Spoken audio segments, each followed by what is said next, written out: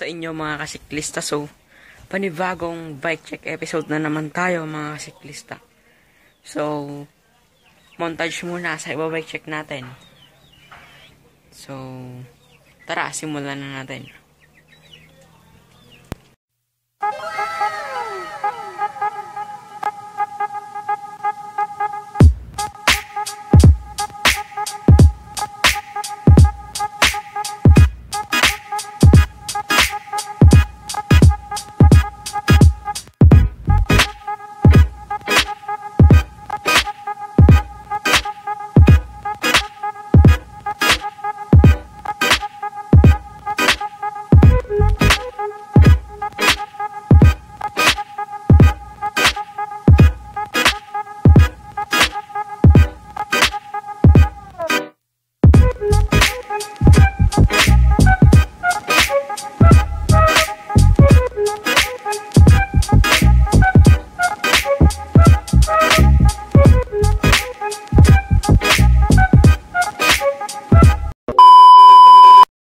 Mga kasiklista, nababasan dyan sa title natin is bike check na naman tayo.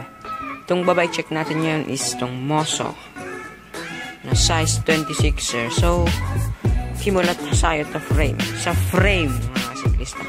So, yung frame nito is Moso na alloy.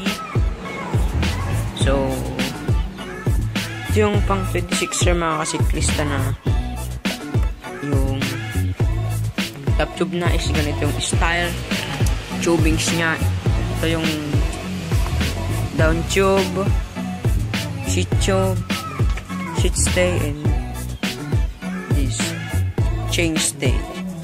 So yung group set nito is naka pang 3x8 speed na Shimano Acera yung kanyang RD, and Shimano rin yung FD niya. Yan, Shimano. So, yung crank niya is Jore. So, ito ay nakapang 3x na setup ko mga kasiklista, no? So, yung shifters naman nito is Shimano. Yan, Shimano. Naka 3x8 speed. Yung fork naman nito is Epicon na pang 26er Sun Tool. May rebound adjustment dito siya na mga kasiklista. Naka-quick release yung dropouts na yun. So, ito yung air fork mga kasiklista, no? So, pag lock, may indicator naman naman. So, pag i-lock mo, open. Pala yung lalagyan niya ng kung napapansin nyo, buksan natin, hindi pala kaya. So may proper naman bukas yan ng mga pista. So tignan natin tong stanchions. Ay, mataba mga pista yung stanchions na. So may warning dito. Yeah, before riding, ensure that all when prevention mechanics are properly secured, lightened. Yun yung warning niya. So, yung brakes naman nito is Tektro. Yan, harap at likod. Yun yung caliper niya. Yan. And yung rotor is Tektro rin. 160. Yung size niya. And syempre, Tektro rin dito sa likuran. So, sorry mga kasiklista kung maingay itong background natin. Kung ewan ko kung nagdidinig itong boses natin kasi maingay dito sa labas. So, yung handlebar nito is hindi ko alam yung brand. Basta ganyan. 707 lightweight. Ay! Wait lang mga kasiklista. Labisi pala to. And yung grips naman nito is WTB. Wait. WTB. Yan, nakikita nyo WTB. And yung wheel set naman nito is naka Winman yung rims niya. Yan. And yung tires niya is Kenda 26. So, yan. 26 by 2.1. Yung spokes naman nito is, ewan ko kung anong brand to ng mga siklista. And yung hubs naman nito is, yun yung brand. Pivot.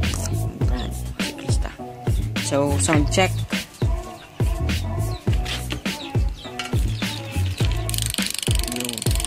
Hindi siya gaanong maingay, no, mga siklista. Silent lang.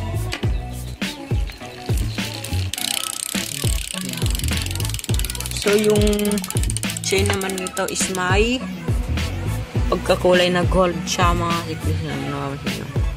Gold. Pero mukhang kalawang. Pero hindi yan kalawang, mga siklista. Kulay gold. And yung cassette niya is Shimano na 8-speed. Ganun din yung wheel set dito sa harap. Pivot, rin yung brand ng hubs, and Weinmann yung rims, and Kenda rin yung tires na 26 by 2.1. So, yung seat post naman nito is 31.6 yung diameter nito, and yung saddle nito is WTB, baka naman. And yung headset pala nito is FSA. Yan, FSA. And yung stem nito is Truvative na stem na 80mm. So, yung mga device naman nito is naka-cut eye na pa-drone. So, walang wire yan, mga kasiklista yan. Cut eye rin na lights. Try natin kung gagana. So, hindi siya gumagana ng mga kasiklista. So, may bag rin siya ng mga kasiklista. So, yung pedals nito is Labisi. Nagpapansin nyo, Labisi na color red. Silvering na to, mga siklista. And nandito yung pagkabitan nyo. May Allen. So lang yung babike check natin. And yung crank pala nito is